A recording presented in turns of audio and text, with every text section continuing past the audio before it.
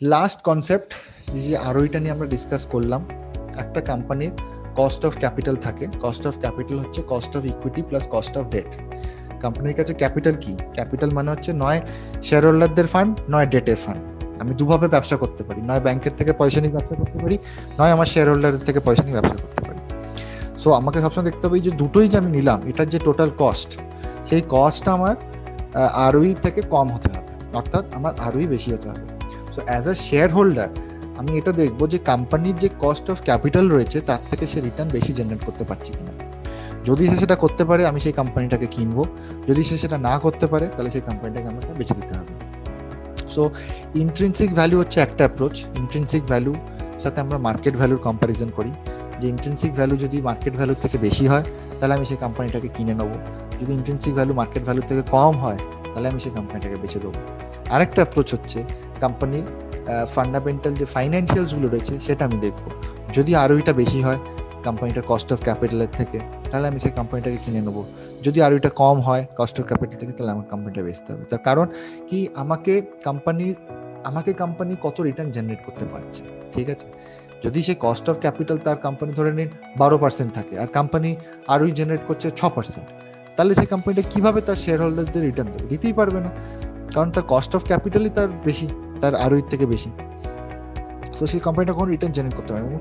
Under most situation তার intrinsic ভ্যালুও যদি আমরা দেখি মার্কেট ভ্যালুর থেকে কম হবে, যদি তার আরওই কম হয় তার ইন্ট্রিনসিক ভ্যালুও কম হবে। কেন কি? আলটিমেটলি রিটার্ন থেকে আমরা ইন্ট্রিনসিক ভ্যালু ক্যালকুলেট করতে আজকে শিখলাম।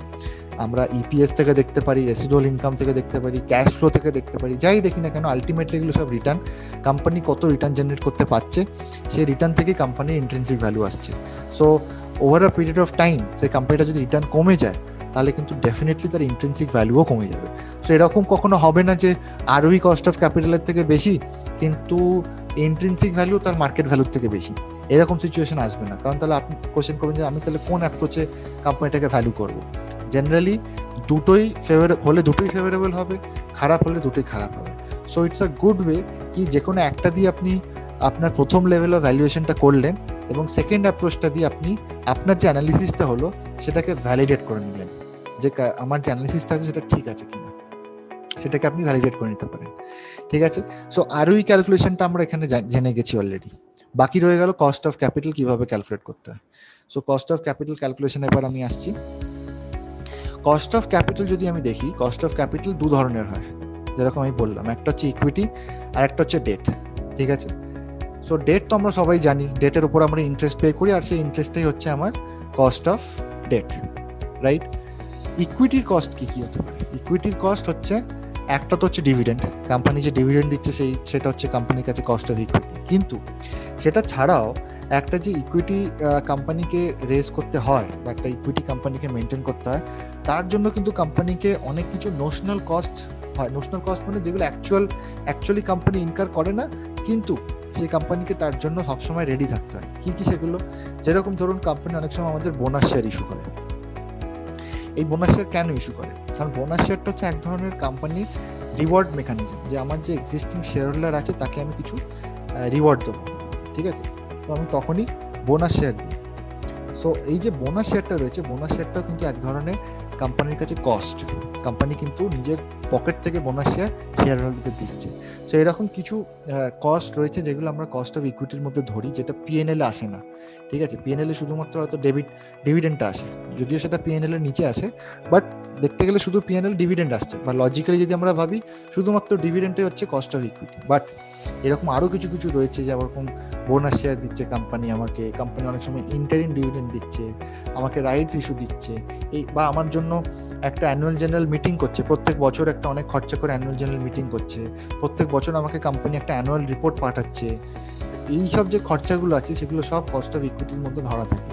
এবং এসব কিছু ছাড়াও কোম্পানিকে একটা রিটার্ন জেনারেট করতে হচ্ছে in terms of appreciation of capital. আজকে যদি টিসিএস এর 1000 টাকা দাম হয়, কোম্পানিকে এমন কিছু স্ট্র্যাটেজি করতে হবে যে 1000 টাকাটা কিছু দিনের মধ্যে 1500 হয়ে যায়, তারও কিছু দিনের মধ্যে 2000 হয়ে যায়, 10 বছরের মধ্যে যাতে সেটা 5000 হয়ে যায়।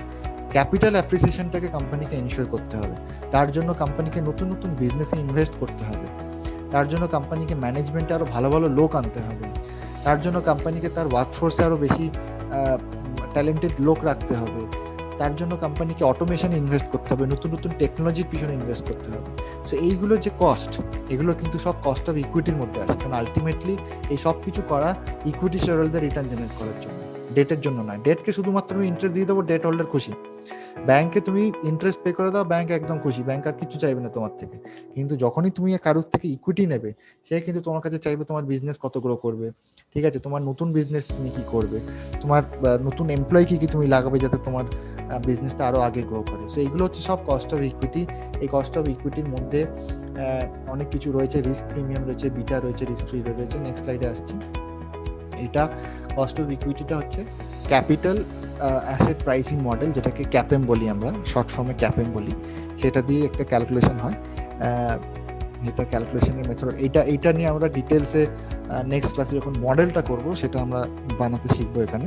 সো নেক্সট ক্লাসে আমরা যেটা শিখবো সেটা হচ্ছে যে একটা কোম্পানিকে কিভাবে আমি রিলেটিভ ইকুইটি দিয়ে ভ্যালু করব, মানে price to book, price to earnings, ROE, ROA, ঠিক আছে, এটা দিয়ে আমরা কিভাবে অ্যানালিসিস করছি। এবং এই যে আরওইটা কোম্পানি জেনারেট করলো, সেই আরওইটা কি তার কস্ট অফ ইকুইটির থেকে বা কস্ট অফ ক্যাপিটালের থেকে বেশি জেনারেট হচ্ছে না কম জেনারেট হচ্ছে। যদি কম হয় কি করব, যদি বেশি হয় কি করব, কস্ট অফ ইকুইটিটা আমি তাহলে কিভাবে ক্যালকুলেট করব। সো এই জিনিসগুলো আমরা নেক্সট ক্লাসে আমাদের মেন ফান্ডামেন্টাল নেক্সট ক্লাসের মডেলিংটা আমরা নিয়ে বেশি ফোকাস করব। সো এখানে আমরা দেখতে পাচ্ছি এক্সপেক্টেড রিটার্ন, যেটা আপনারা দেখছেন, যেটা হচ্ছে risk free rate plus beta into market risk premium. Beta আমরা দেখতে পাচ্ছি measure the volatility of stock in the past, মানে একটা স্টক কত ওপর নিচ করছে। আমি যদি একটা শেয়ার হোল্ডার হই আর একটা এমন একটা শেয়ার কিনলাম যেটা আজকে 100 টাকায় কিনলাম, কালকে সেটা 80 টাকা হয়ে গেল, তারপরের দিন সেটা 70 হয়ে গেল, হঠাৎ করে বেড়ে গিয়ে আবার 120 হয়ে গেল, আবার 150 হয়ে গেল, আবার কমে গিয়ে 70 হয়ে গেল। এরকম যদি একটা স্টক খুব ফ্লাকচুয়েট করতে থাকে, সেই স্টকের হোল্ডিং কস্ট কিন্তু আমার বেড়ে যায়। কিন্তু কারণ আমাকে সবসময় স্টকটাকে মনিটর করতে হচ্ছে। হ্যাঁ, আমি চেষ্টা করবো স্টকটাকে অ্যাভারেজ করবার, তো আমি 70-এ গিয়ে কিনবো, আবার সেটা 60 হয়ে গেল, আবার কিছুদিন পর 120 হয়ে গেল। সো ইনভেস্টাররা সবসময় রিস্কি যে স্টক রয়েছে তার উপর সে সবসময় চায় যে সে বেশি রিটার্ন পাবে। Risk always leads to higher returns, এটাই হচ্ছে ইনভেস্টারের এক্সপেকটেশন। আমি যদি বেশি রিস্ক নিই, আমাকে রিটার্ন বেশি চাই। সো সেই জন্য বিটা যেটা রয়েছে, বিটাটাকে ইনভেস্টাররা খুব ক্লোজলি মানে মনিটর করে। প্রত্যেকটা স্টকের বিটার কি ফল, যে স্টকের বিটা কম সেই স্টকের ওপর ইনভেস্টারের রিটার্ন এক্সপেকটেশন অনেক কমে যায়।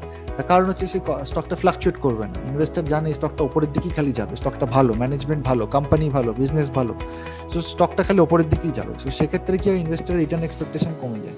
বাট যে স্টকটা কন্টিনিউয়াসলি ফ্লাকচুয়েট করে, সেখানে ইনভেস্টাররা চায় সে কিছু বেশি রিটার্ন জেনারেট করুক, কারণ তার রিস্ক বেশি। সো তার রিস্কটাকে কম্পেনসেট করার জন্য সে বেশি রিস্ক চায়, বেশি রিটার্ন চায়। সো সেইখানে আমাদের বিটাটা কাজে আসে। আপনারা যদি দেখেন এই ফর্মুলাটা, রিস্ক ফ্রি রেট হচ্ছে 2.5%। রিস্ক ফ্রি রেট হচ্ছে জেনারেলি ধরে নেওয়া হয় গভর্নমেন্ট সিকিউরিটির যে রেট, সেটা হচ্ছে রিস্ক ফ্রি রেট, মানে এমন একটা সিকিউরিটি যার উপর কোনো রিস্ক নেই, ঠিক আছে। সেই সিকিউরিটির ওপর আমরা আমাদের যে কারেন্ট ইনস্ট্রুমেন্টটা রয়েছে সেটার কত beta into market risk premium, আমরা সেই বিটার এগেনস্টে আমরা কত রিস্ক আমি চাই। যেমন ধরুন আমি কথার কথা বলছি, আপনি টিসিএস এর কথা ভাবছেন, আর ধরুন ভাক্রাঞ্জি বলে একটা স্টক আছে, ভাক্রাঞ্জির কথা ভাবছেন। আপনারা যদি ভাক্রাঞ্জি স্টক দেখেন, দেখবেন প্রচুর ওপর নিচ হয়েছে লাস্ট 2 থেকে 3 বছরের মধ্যে, ওপর নিচ, খুবই একটা ভোলাটাইল স্টক, বিজনেসের কোনো সার্টেনটি নেই, কিছু নেই। সো এই দুটো স্টকে যদি আপনারা কথা ভাবেন, আপনারা টিসিএসকে যে মার্কেট রিস্ক প্রিমিয়াম দেবেন, আপনি বলবেন যে ঠিক আছে, মার্কেটে যদি 4-5% ইন্টারেস্ট হয়, টিসিএস আমাকে আর 3% বেশি দিয়ে দিক, আমি খুশি, কারণ টিসিএস এর মতো কোম্পানি 8% রিটার্ন দিলে আমার কাছে আর কোনো ব্যাপার নয়। কিন্তু ভাক্রাঞ্জির কথা বলে, আচ্ছা ভাক্রাঞ্জি এটা কি কোম্পানি, আমি তো শুনিনি কোনোদিন, কিরকম রিটার্ন দেখি। তো কেউ আপনাকে বললো না ভালো রিটার্ন, ভালো কোম্পানি, এই হয়েছে, আচ্ছা ঠিক আছে চলো 10% রিটার্ন চাই। হ্যাঁ, কেন আপনি 10%টা বলছেন? কারণ সেই কোম্পানিটার আপনি শোনেননি, না আমি শোনেননি কোনোদিন, ঠিক আছে, সেই কোম্পানিটার কি গ্রোথ, কি বিজনেস, সেটাই আপনি ভালোভাবে জানেন না। সো ওই জন্য আপনি রিটার্ন বেশি চান। সো আপনি এমন একটা রিটার্ন কোট করবেন যে ও দিতেই হয়তো পারবে না, এরকম একটা ব্যাপার। সো রিস্ক প্রিমিয়ামটা সবসময় ডিপেন্ড করে যে কোম্পানির এক্সপেকটেশন, মানে ইনভেস্টারদের এক্সপেকটেশন কি সেই কোম্পানির থেকে, তার উপর। যদি সেই কোম্পানির ভালো বিজনেস থাকে, মানে রিস্ক কম থাকে, সে ইনভেস্টাররা অল্প প্রিমিয়ামেও এগ্রি করে যায়। বাট সে কোম্পানি যদি বিজনেসটাই খুব ভোলাটাইল হয়, তখন সে চায় যে না, আমাকে বেশি প্রিমিয়াম দাও রিস্কের জন্য।